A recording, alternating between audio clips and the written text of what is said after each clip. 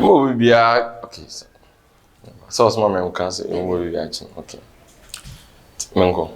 Yemo bibia kwa about Attention Television. So Attention TV GH or Facebook, so Attention TV GH or YouTube or subscribe ya. No share no like it. Send be ya do tie no or hwe no so no obinya konwa no so nsempa no onye bia atie no onye bi nso de ahwe media no be Professor Solomon BBS for short and as bia the white skin no frame so major so pa ne nsam de wa onim se nsam de ebegina se ne entertainment stories ahodo no nsam a ekutwi eba breman no ene ye de bre na hwe for Attention TV so a enya asem kitwa kra na ewransem no mu a ababa wa ye friends Geneto Usu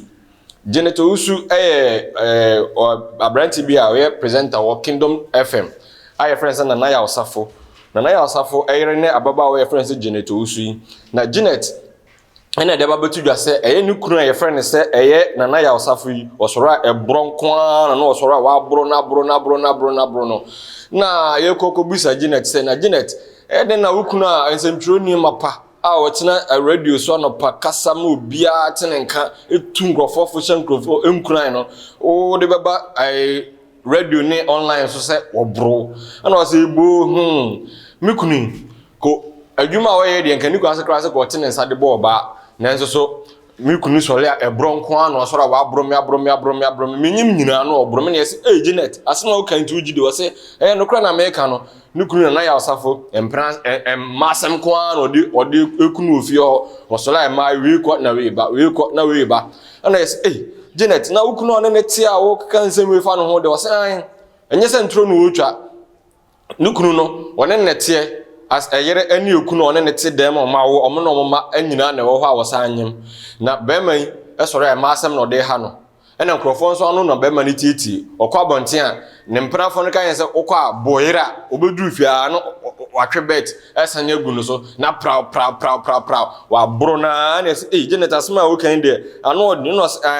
si a o kasa ekrampo no o UK a eho na waye na je se okọ na okọ afa no ho afa ne ba na owo a be ma no de one no ni aware sem bia biem o maja aware no na o ma file divorce ayikra na o gu so o process ne be a obetumi I divorce be ma no na ne ho ato no open ba bia de atena na be ma no we na ko ebo pran Nana Osafo ene Nana Osafo di nkomo kakra se Nana ya say na oba Janet kan na won so no wano asem ne say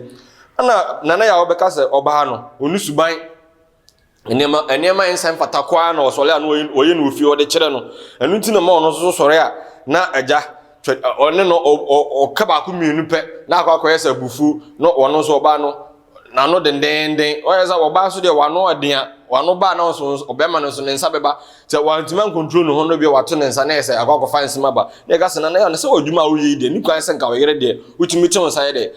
de bono because you inspirational like e de ma afofro bebre o te radio so o kasa ma manfo te wonka nemba pi na o ya manfo hwe so esuon na se o boyere enyefe bema de kamhu yi o cho yere etira on chen wa krokro no kama ade na o ye na se enye kra na ye mfa bro ayete se akra wono bate wona so de bia baburu akra no osoro no de bia bo akra na asoro na abesoro no ti wono yere to na so so babu no de bia o ya de no babu na osoro oba no ti ko ya ade na enye no no twena bata wo ho meyere ade a o ye odo ye mesrew menye biem e bia next time no ka ye ni sei na se wo to nsa na se wo de bo oba na wa ha adwen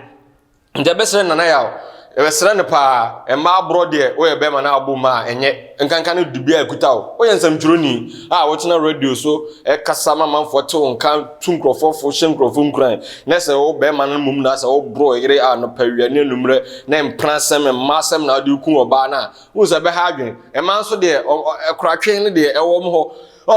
oba hu nkra se no oba gina wodi nkomo na anya wo hwewe no krampo no aba koya asem na nkampese o yira ne tino aza ko fa mpana foforo na chi ohu ebe ha no obeka okokansana wo so ko buna nana ebe ha adwenti me de mesrew me yonko santroni no nana mesrew ma no omo ho ahomte yenyanti yese o ma me de atudwa se oba na asi a Janet de o ma onwale ni biem wagu awale no na koko o de atu nanim so opese o ware oba afoforo ye besrew oba afoforo na Janet nana ya opese o ware no no ye besrew pi ono so mfa bro enkonko tata no o ware no wie de ne kwatena ofie esro emo no so no enye safi na okobro no so saa de bia te se de na obu Janet no se Janet se wafa no ho o ko pe ne ba bia tena akwa wo so wo ma ne de wo te se wo ka se o ma o kwan ma o hwe ne ma no wo se o ma ne de onsu kwan so ba hwe o ma obetuma ba hwe o ma na emom se wo friend o ma na enfriend nsi enfra o ma nsi ono no phone so wo ono no ge no ma me wo Janet ma me number o fra fresi Janet ma me so wo fresi Janet ma me so o de phone be ma o ma na no ma na kasa na so onu Janet ne pa de so wo be friend ne de onu ni hwie biem nti men friend no o sra opi because o ye woman bitter be ma obo ma de da chi bo hwe a obaba no bi obibiri be no wo bu obi baba no sanso no bi so be bo baba ti nana ya be sra o se ba bia adwuma wo ye nti ne be sra pa ti mafutu onu aketo ane me sra o so be ti mafutu na ma abro de me sra o be twe ho afiri no ye konsem no so de a na ka hu sense me se na me kan no Attention TV GH o Facebook sanso Attention TV GH o YouTube o subscribe no like no share ebema obi bia so nya bia tie kama ne de nsam ni bebre enso to aso de a na yen ayinimo ye ma me ba go pe say ye kai no na agrada isi o say friend na agrada biom o say friend evangelist Patricia Oduru on ne de no fa yinimo o kind of evangelist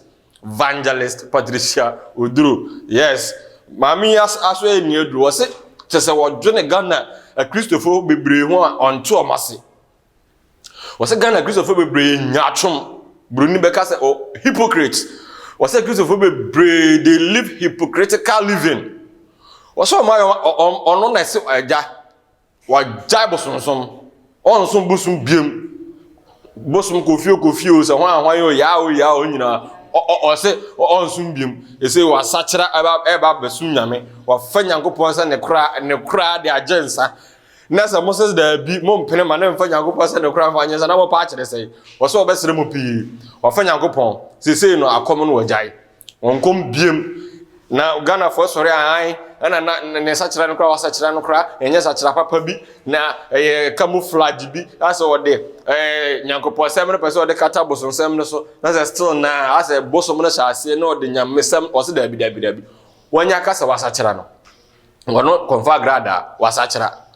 wo so wa sachira nti wo besere obi bia Ghana Christopher yi wo so wo sere mo ma ne dina wa sachira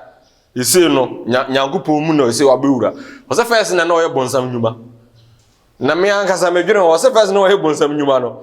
o ye bonsam nyuma nyina o te akom animu a wo kom ni nyina no obom pa ye se Nyankopon se onye no na medwene am se mami o kasa o te akom na nim bosum animu a wo kom ni nyina o se obom pa ye se Nyankopon onye na that time na wo kai bibi na sika gari edi na wutu edi na etu na sika na eba no ene wan kai they say there also was a chirenti yenye wode ye besero